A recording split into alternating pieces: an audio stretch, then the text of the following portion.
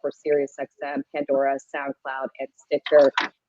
We are going to have Amy from Hilton be joining us, but happy 2022.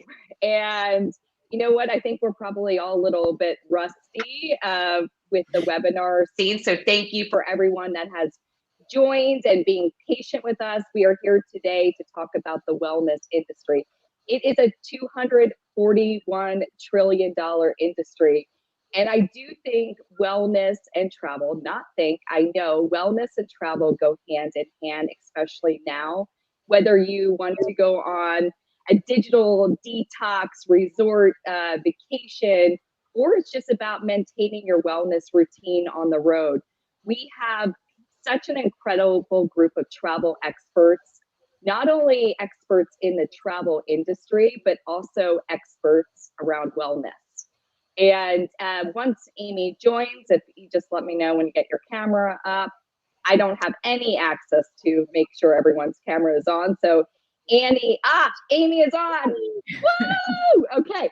Poor Beth. I feel awful. But I mean, this again is, we're all getting back into the swing of things about live events. But this topic, wellness, and I think that we can all take a moment here and be like, I incorporated my number one, I would say, wellness trend of the past couple years is staying present and not letting things like a Zoom or StreamYard mishap get to the best of us. So we are here to talk about wellness. Amy, thank you for joining SVP at Hilton Worldwide.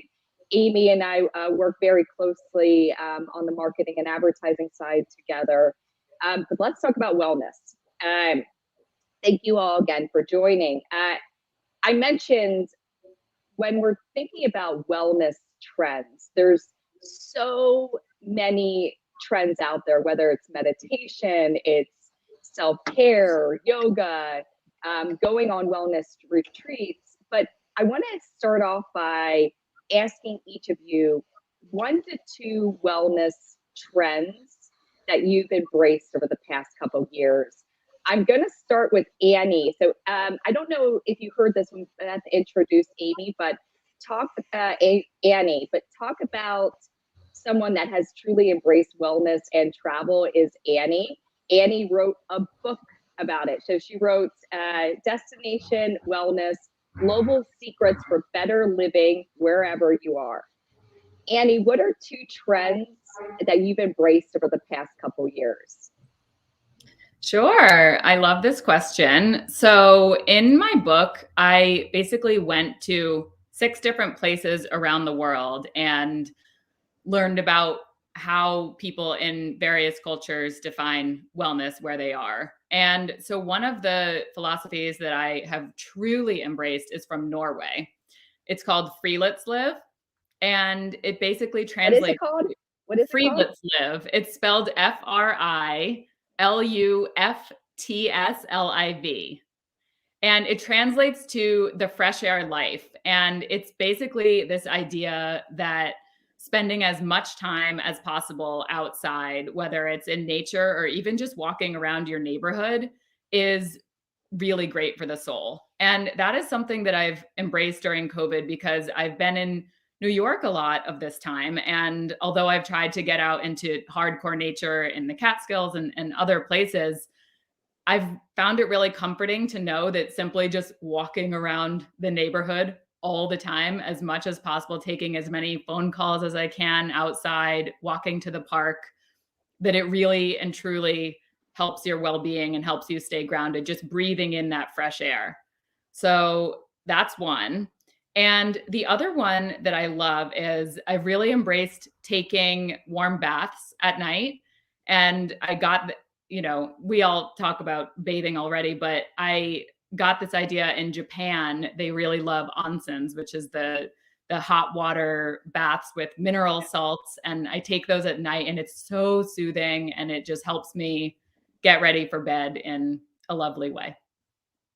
Oh, I love that. I think one of my own personal, outside of just staying present and not letting things impact you, is that are out of your control, but also my nighttime routine is key. I Yep. personally love taking away all the devices and listening to an audiobook at night and giving my eyes a little bit of a break. And I love the idea of like the nighttime ritual, because we know like sleep is so important, such a big part of like wellness as a whole. Sophia, Mhm. what are two trends that you've really embraced? So it's interesting, similar to Annie, I was forest bathing for me is, very similar to what you had mentioned, Annie. And it has been nature, connection to nature. Very simple, like you also said, is just being outside. And I recently, this past year, I got my mindfulness meditation certificate. So I integrate that into my wellness practice. But something that I have that was just mind blowing, but still just very practical was when I feel like I'm just all over the place, stopping and paying attention to the footsteps that I take. So slowing down and paying attention to how I walk. And that has brought me back to the present moment time and time again. So it's an interesting, it goes along with meditation and it goes along with forest bathing, but that simple little tip has really helped me reconnect with the present moment. And I'd say another one, along with all of that is slowing down and setting boundaries. Is something that I've tried to incorporate into my routine. So really trying to think about and being intentional about um, my time and how I give my time. So making sure that every interaction I have is 100% as opposed to the depleted 20%. Um, so those are two big ones. I have a ton that I incorporated this year. I could go on and on, a ton, but those There, two. oh, I love that of like listening to your footsteps and really and bringing yourself back into that present moment, because it's like, especially with this virtual world we're sadly still in, it's like taking that walk outside and actually listening to the footprints. Footsteps is incredible. Mhm. Amy, what are some wellness trends that you've really embraced over the past couple of years? Yeah, and these are so great. It's so nice to hear from other women about what they're doing and how they're embracing things. So I'm getting tips as we're talking, which is amazing. And I love that there are words for the nature connection piece now in multiple languages, because that's been something I've done for my own wellness for years, but I never realized it was a thing. So I love that. So something new that I've started to do is the idea of a reset, and that a reset when you're getting stressed or you're getting caught up in things, or you're going from Zoom meeting or Teams meetings as we do, from thing to thing to thing, right? And you're feeling that shallow breathing happening and your fight or flight kicking in. I have embraced the reset, and the idea of the reset is it can be as simple as I think it only takes 90 seconds. I'm sure I have it wrong, to reset your nervous system. Sophia probably knows. But it doesn't take long. So you can do square breathing. You can, just take literally, a minute and a half to breathe intentionally, and it will reset your nervous system and help to bring everything down, those stress levels down.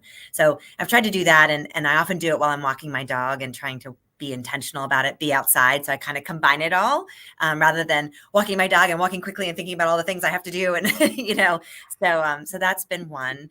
The other one is being more authentic in my interactions, a little bit of building on what you were saying, Sophia, being more vulnerable with my team, with those I love, kind of being more, just kind of bringing my whole self to those moments. And that has really unlocked, I think, more mental wellness for all of us. So, my team and I are closer than ever, as a result, and I feel better about it. So that's been a kind of a one I probably wouldn't have put into the wellness category before now, but now I do.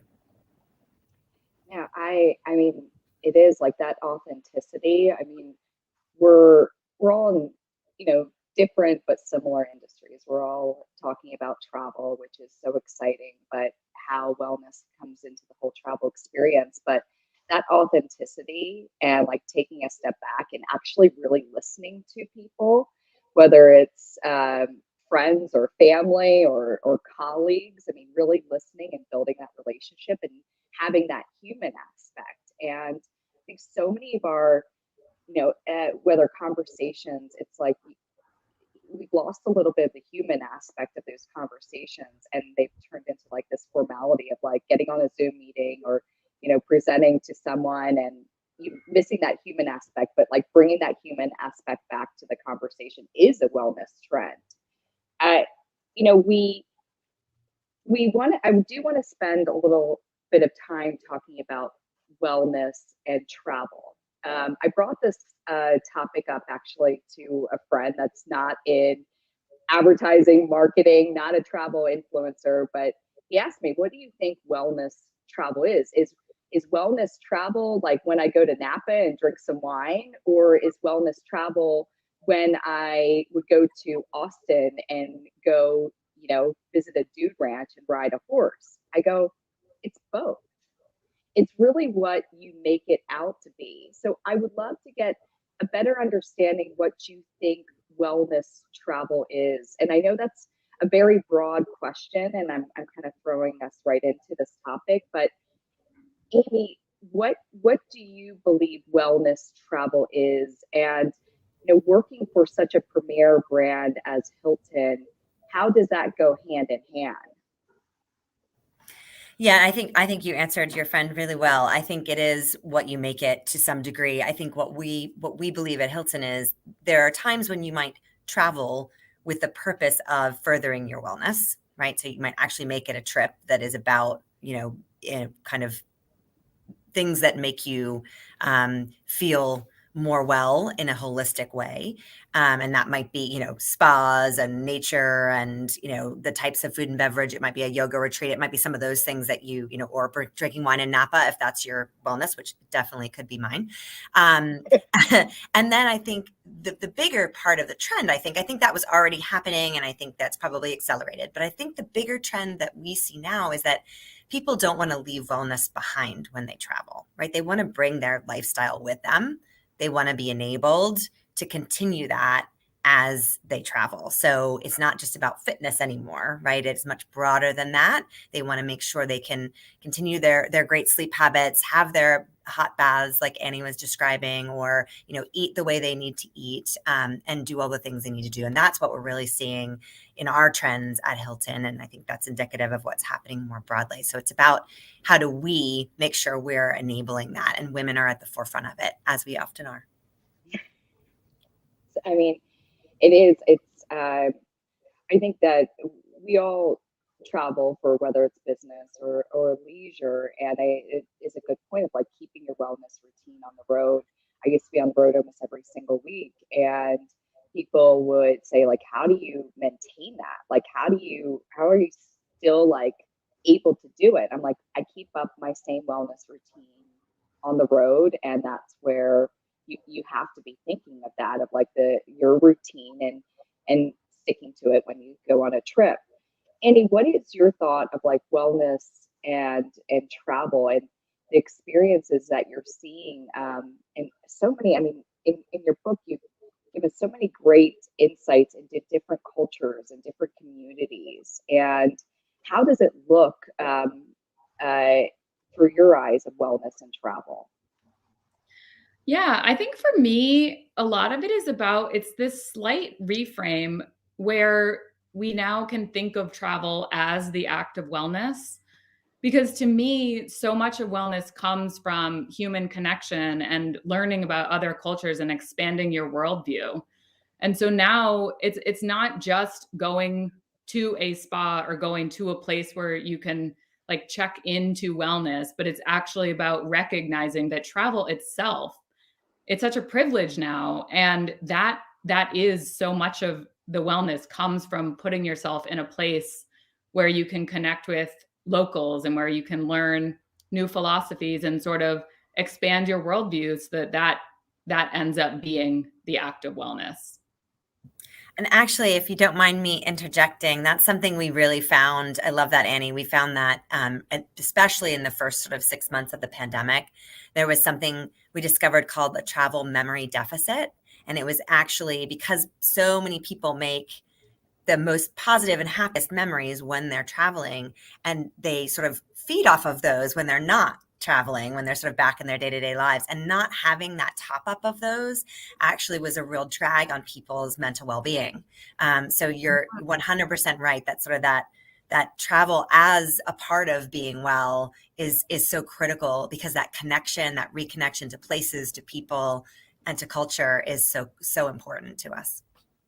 Exactly. And I think a second part of that is that you go to these places and you learn something new, and then you're able to bring those learnings back home. And so I would say the second part of wellness travel is actually traveling from home, as we all did so much of during this pandemic. And sort of, if you're not in a place of being able to travel at this current moment, at least reflecting back on previous travels and recognizing how you can bring those lessons into your daily life, no matter where you live or wherever you are.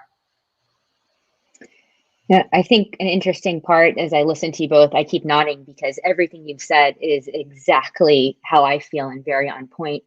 I think one thing I'd like to add is that, when I think wellness travel, you think again like the spas and all of this, and it's so far out of reach. And during the pandemic, I have a toddler, and I don't feel comfortable taking him on a plane yet, and I needed wellness. We all needed wellness in the house. Let's be honest. So what we did was we'd take little road trips to, an hour or two away, and we'd stay overnight somewhere. But it was like, and it was still embracing wellness in nature. We looked for different lakes or different areas of water. And I think that also is really important, the accessibility of wellness and travel, where before it didn't feel accessible because we have these large constructs of having to spend so much money. But when we can go maybe to the next town or an hour out and maybe book a room at a Hilton maybe, and still be in nature and explore a different culture, different than our own. Exactly. And this is where I do think this was actually one of my questions, but like, I think what I'm hearing, the biggest myth about wellness travel is you're going to go to a spa. And I'm hearing the outdoor experiences, the road trips, and just bringing honestly up the memory of an amazing trip that you've been on. And I appreciate Sophia's call out. Like, sometimes, your initial idea of wellness is maybe out of reach, but how can you then localize it and bring it to a layer that you're comfortable with? Do you think, when has wellness changed? I think we have touched on this, but has wellness changed since the pandemic? What would you say is maybe one of the biggest changes outside of outdoor experiences? Anything that we haven't brought up? Annie? Yeah, I mean, I think that, as you just said, I think people used to think of wellness as, well, two things. One, that it is incredibly expensive, and two, that it's really physical, that it involves a lot of touch and massages and it's like checking yourself into a spa and getting all of these treatments. And I'm of two minds about it, because who doesn't love to get pampered? Like, I love that. Like, I will not ever not love a massage. But I think that wellness has the very definition of wellness has expanded, and people are now realizing that it is more accessible than it was previously made out to be, and that it is a lot more mental as well, and not so physical. And I think people are embracing meditation and journaling and sleeping. That's a really big one. These basic things that don't involve going to the spa, that that's wellness now, and that's wellness travel. So I think it brought mindfulness into the mainstream. I think is what if just I totally agree with everything you just said, Annie, and I think that's what it did. It was already obviously an important trend, but I really think it sort of accelerated it into the mainstream. And to your point, it rounded out wellness, which people who knew already knew this, but they rounded it out from just the physical. I think that's well said. I think the other interesting part is that we're trying to get back to basics and simplicity. Like you said, sleep and trying to eat well and really getting back to the core. That's one.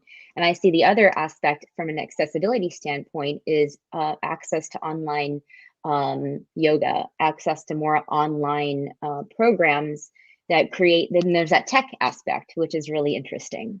And so being able to have access online to health is also really important because it provides so much more possibility for people that may not honestly have the ability to drive somewhere or to transport themselves to a place. So I think that's also an interesting thing that has come up from our current time and place. Yeah, or to afford a gym or a yoga studio. I think that's a really great point, Sophia.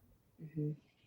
And one thing I do love about like destinations and for the travel industry when we're thinking about wellness is there has been now an increase in these like virtual experiences and where you really get to explore the destination and you may not be able to get there. I think Ireland did an incredible job of like exploring Ireland, and it's interesting that there's also destinations that are adding these like audio journeys of like you get to experience and like hear whether it's like a museum or a national park, you have that audio experience. So you may not be able to be there in person, but you can still have that experience.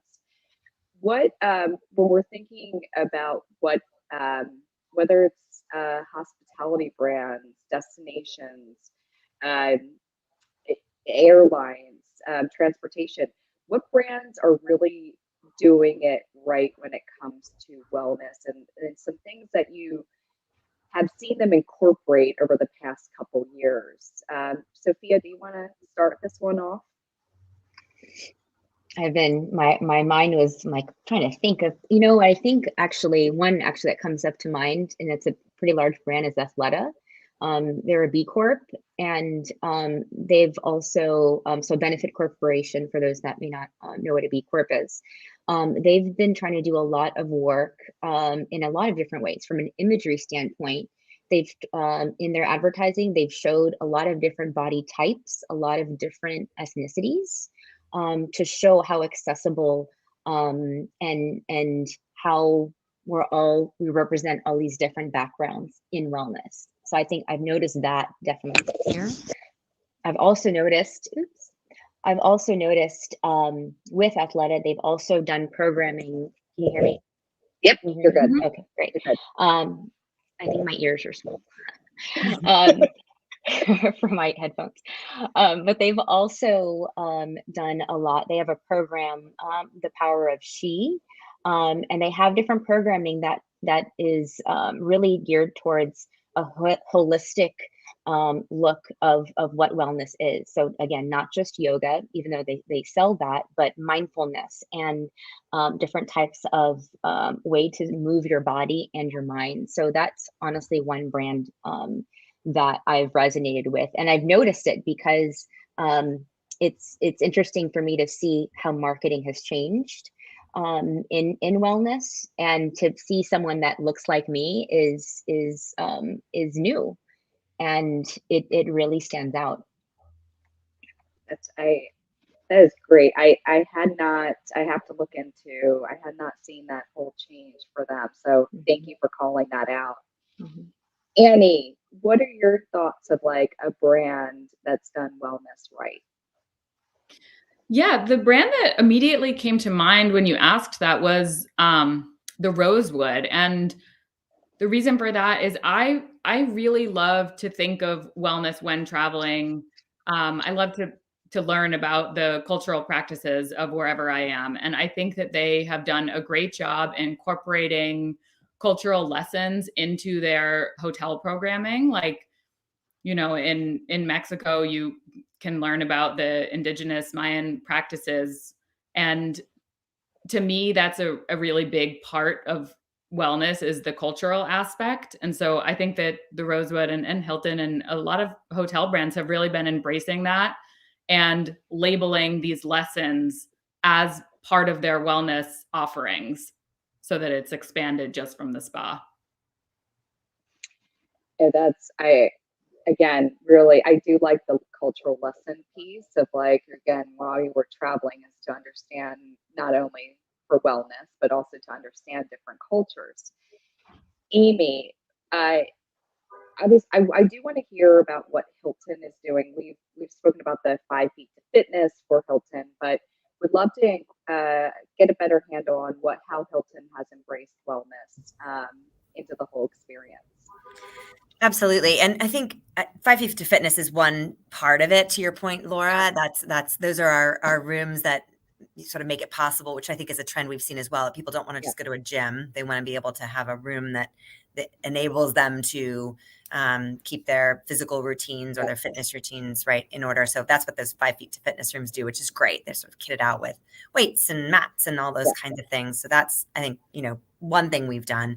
But I think over the years, I think we've been a real leader in thinking about wellness more holistically, even before people were sort of connecting all those dots more broadly. Our Travel with Purpose program is really about that. It's about both kind of making sure that you can travel and practice mindful eating and sleeping and traveling, but also about sustainability, both economic and environmental, and all the aspects of sustainability of our communities. So to Annie's point about, traveling and really experiencing the culture, also knowing that you are not having a negative impact on the culture as well, but that we're actually, a part of the solution for that community. And we're, doing more and more in the space of, making sure that we're working with local communities to help them, and the local providers and artisans and, those in the community be part of, how the supply for Hilton, right? And in terms of whether it's food or other products or services or whatever. So really kind of thinking holistically, so that when you travel, we even have a Meet with Purpose program as well that does it for meetings and groups. When you travel, you can actually do it in a way that is good for you and it's good for the community. And we're finding more and more too that people doing meetings and events want to make sure that their meeting has a light footprint in many, many ways, that they incorporate mindfulness and other wellness into the meetings for the participants, and that there's a community service aspect attached to it. So we actually include that in that program, which I think is really, really important and has been really, really popular for good reason. No, the whole Travel with Purpose program is incredible, what Hilton has developed. And, I think when we're thinking about, because I do look at travel through 2 lenses of the leisure travel and then the business travel. And I am an avid business traveler through and through. And I attend a ton of conferences. And one thing that I've really loved conferences incorporating is Amy, we were at IGLTA and they had a park run. And so that was where attendees were able to join together and go for a run. And I've seen now conferences incorporating mindfulness meditation sessions. And I saw a conference, and this was actually back in 2019 that I attended. And I think it was actually Skipped. Skipped opened with a meditation, a gong meditation. And I thought that was like so incredible. And I will tell you, the travel industry, when it comes to mindfulness, and we can all probably agree this is one of the biggest trends to really come out of the pandemic. But travel conferences and travel brands truly are the leaders. They are thinking about it all the time. And for me, when I attend a conference and start with a group meditation, that's awesome. Like that really does set a great intention for the conference and the meeting. And I look at what Wonderful is putting on. I mean, we're here talking about wellness right now today. I did want to call out, we have an amazing group of travel experts here with us today. And if you have any questions, because we are going to do a Q&A at the end about wellness travel. I mean, if you have additional tips that you want to hear from our experts, please plug them into the comments section, because I really would love to touch on some additional trends at the end of the conversation. Continuing to talk about wellness travel, as what do you think that we need to do to focus on it not being a nice to have, versus at what point should we start thinking of it as a need to have? How would you tell your friend or your colleague why travel needs to be a part of their wellness routine? If that helps. It's a pretty long-winded question, but Annie, can you hopefully kick us off? Sure. Well, I think starting the first part of my answer to that question is just recognizing that travel is such an incredible privilege, and to frame it in this need to have zone. It's tricky because travel isn't always accessible to everybody. So I will be careful to label it as a need to have, but I think that what we could do is think of it as a, oh, I don't really know what I'm saying with this, but just as a way to, yeah. No, you're good. And I think it is, it's and Sophia or Amy chime in here, but it's talking about travel and wellness and how we can bring this to life with our friends or our colleagues and encourage them. Well, and I think Sophia said it well too earlier when she what I took from what you said, Sophia, is that travel doesn't have to be with a capital T all the time either, right? And to your, the point that you also brought up earlier, it needs to be accessible, and it's not for everybody. So travel doesn't need to be, flying off to some exotic destination and, having a, 2-week holiday and it's super expensive and glam, right? And spas and wellness and forest bathing and all the amazing things. That's great if you can do it, but there can be something with just getting out of your hometown any way you can, whether that's, just walking down to the local park or, getting on a bus somewhere or, taking the public transport. I'm a public transport girl, so I know all about that. So, you can get lots of good places doing that. And it's not expensive. So, it can just be changing the scene. And I think that change of scene, that change of mindset is what's so important about travel. I'm sure, Sophia, you've made great memories with your toddler, just getting an hour away from home, right? Or whatever you've done. And so that's the important thing is changing that scene, doing it, when you can and how you can. And that's what I would say is it's really important to give yourself and your loved ones the chance to connect in a different place, because it changes that connection and enriches it. Amy, that's exactly, you've said it really well. And as you mentioned that, something came up for me when I was doing my just brainstorm of what I want this year to look like. A friend of mine had to remind me, she's like, why don't you get out of your house and go somewhere else so you can just get a different change of scenery, and that will inspire you. And how I know this, but sometimes you just need to hear it. Like light bulb, moment. And I thought, oh, that's a great idea. So I intentionally did that. Kind of went somewhere else and got out of my rut, and just sitting somewhere else really did make a difference. And so maybe it's to your point, Laura, saying it is a need to have. Maybe you just need a different scenery, a different change of routine, 15 minutes down the road. And that could be an accessible way to help change minds on what wellness travel is. And sometimes we just need that nudge and that reminder and that feeling, that personal feeling of what does that change of scenery feel like? Oh, that feels really good. Maybe I should then, take it an hour out of my day, or go an hour out of where I live. So perhaps like small incremental steps can also help.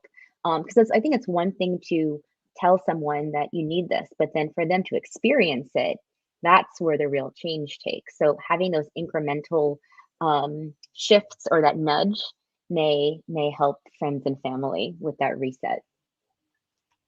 I like that. And I like the whole idea of the reset, and overarching themes is get outside. We've done a lot of research on our end just with our listeners. And one of the things that they constantly are craving is getting outside. And I love hearing from each one of you because it is. It's like, to Sophia's point, I mean, take a drive 15 minutes up the road and get some new scenery. And that can be a part of your whole wellness 2022 strategy. And if anyone does have any questions, but I did want to, and I know we've spoken about wellness trends a ton, and I actually had a question for Annie, because Annie is it was a term that actually was a description from your book, and it was a word. It's another new word I had never heard of. It was HYGGE. Oh, hygge. Hygge. Hygge. Yes. Yeah, it's pronounced. I didn't know what hygge was. Can you tell us what that is? Oh, definitely. So hygge is basically it's a Danish philosophy, and it's the Danish idea of being cozy. And it's this idea that when it's winter and it's super cold out and it's dark, and we're also tempted to think like, oh, if I could only be at the beach right now, instead of thinking that, we should be embracing this cozy lifestyle and embracing, the lighting candles and putting on music and sort of creating a vibe in your apartment, and that you can actually feel really happy and cozy and well when you're doing that. And so hygge in Denmark is so popular because it gets so dark so early there. And, it's so cold. And so just getting cozy, and instead of being so bummed about it, but actually embracing it, that's really helpful. And we can think about that idea in so many other ways too, like just kind of flipping these things on their head, something that's negative, turning it into a positive. I love it. I'm learning so much today. And I think that one of my favorite things about getting back on the road was actually getting into the hotel room bed. And I think that that's like one of my favorite things to do, is as lame as it sounds, is being in that hotel room bed, getting my laptop and actually like catching up with work. But when else do you get to work in bed unless you're on the road? I want to end with, because we've all spoken about so many trends, and I think we've heard from each other new trends. Is there anything that you've heard today that you want to start incorporating going into, obviously now we're in 2022?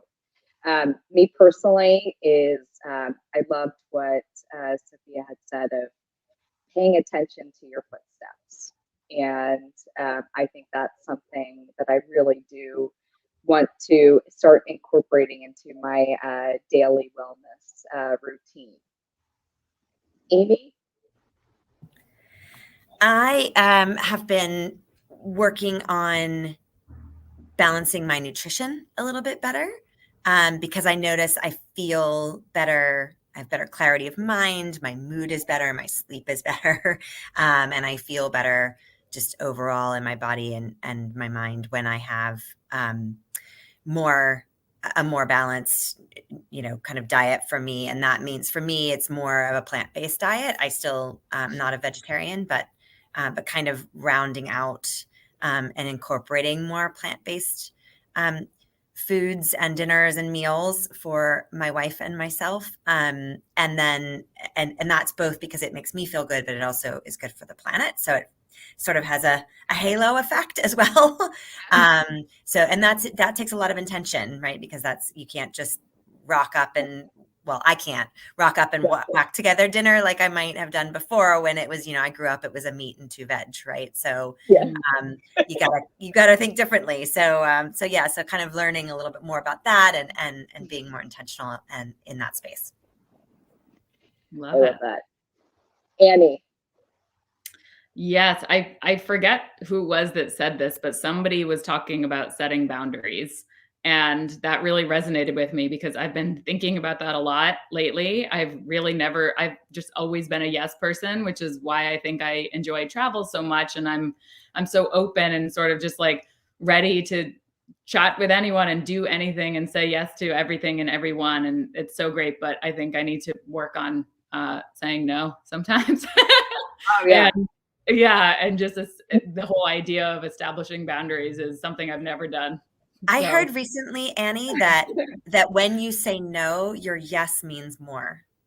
And I thought that was a really great thought. Totally. I could add that too. That's such a good one. That's such a good one. It is. It's hard to say no. I know. Well, especially because saying yes always leads to such great times. And it's like when you're traveling, it's the best way to learn about new cultures and meet people and just, always. Yeah. So it's a daily struggle for me to not say yes to everything. I like that. Yeah. Sophia. For me, since I had a little time to think, is I've been really trying to practice in the morning to, I have my routines. I go work out, I do all that, but waking up in the morning and taking 3 intentional breaths to start my day is something that I want to continue to remind myself to do. Because it's, again, that part of it intention setting and boundaries, but it's making sure I carve out time for myself. And then I have 2 really quick ones. One is the other is music, and I've noticed that I've incorporated grounding music into my workspace. So music that's at like that 400 megahertz. So it's grounding. It helps me focus, and that has been really helpful as I work. And the last thing, really quickly, is continuing the dialogue of mindfulness with my toddler. I like that. So, considering I work for music platforms, I am down. I was going to tell you, Laura, actually shameless plug, but I was going to tell you that when over the holiday break, my wife and I were trying to do runs outside in new places to kind of, reconnect with nature. But what we found was that when we listened to Pandora, as we were doing that, it was so much richer. It like enriched the experience. Now there are sometimes when you want to hear the outdoor sounds but there are other times when it's really nice to bring that in and kind of combine things.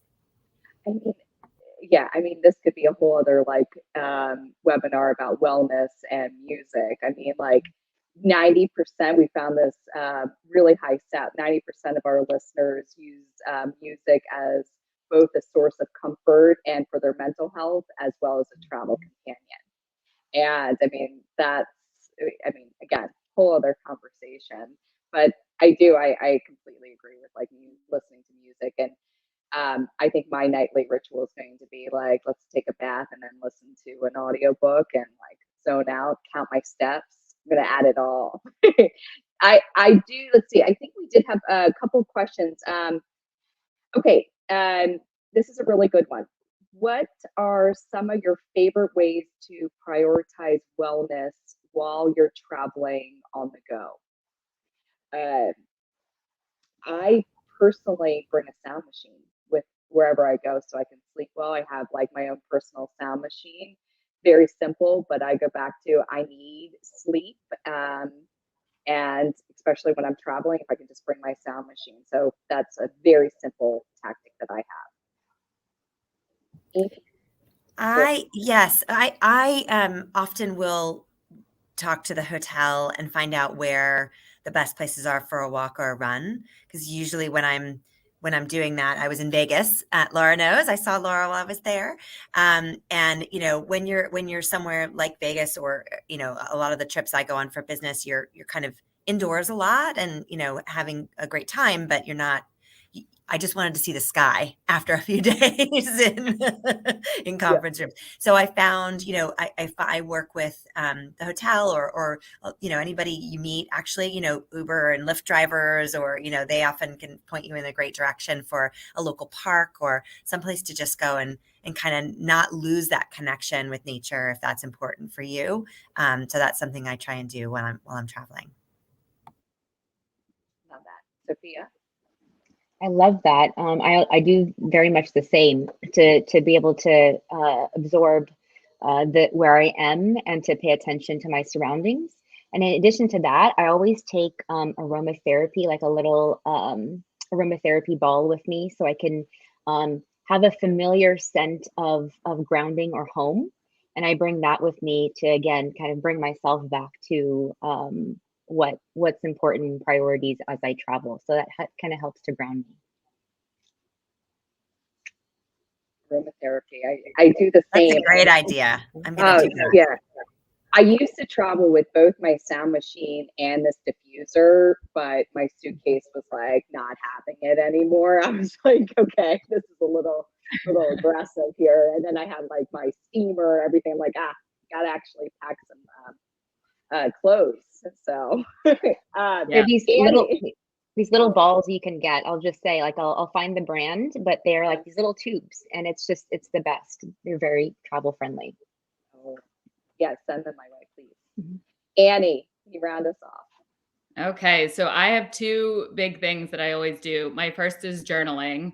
I am a huge journaler, and I find, especially when I'm traveling, just being in a new atmosphere, it really opens up my brain. So anything that I've been thinking about, it's like all of a sudden I'll have just an explosion of thoughts about that topic and a million others. So it's really important for me to journal when I'm traveling, because I always come to my best self conclusions at that time. And the second thing I do is sort of similar to Amy's about finding a running path, but I actually always make sure to ask the hotel about the best spot to take sunset photos. I love taking photos in my spare time, and I find that like getting to that place to find and witness the best sunset wherever you are is so grounding. It not only helps you connect with the local area, but also just with nature overall. And it gives you this moment of awe, which there's all sorts of research that points to the fact that when you feel moments of awe, that is directly tied to your well-being. So you can check out my Instagram for all my sunset photos. So many. Oh, that's amazing. I love that tip. And because all of us, again, overarching theme here today is get outside. Mm-hmm. And I love that. Find where you can see the sunset. Melina just wrote, so inspired to get away for some moments of wellness and sunsets. We've got really some amazing feedback, such great ideas. Thanks, everyone. I do. We could spend, I know that's so cliche to say, but spend more time talking through this. But I have really enjoyed this conversation. I've personally taken away so many wellness tips, and I loved hearing all your different takes on wellness and the whole travel experience, and how to bring it home and make it accessible to everyone. Amy, Sophia, Annie, thank you so much. And I don't think Beth is going to be able to hop back on. So the wonderful community, thank you so much for joining, and thank you everyone else for signing on today. Marissa and Beth, we should put together this list of all the tips. Let's make sure to get this up, whether via social. I'm actually just throwing things out there so we can see how to get the list out to everyone. Thank you. Thank you for having us. Thank you so much for having us. Thank you. Bye.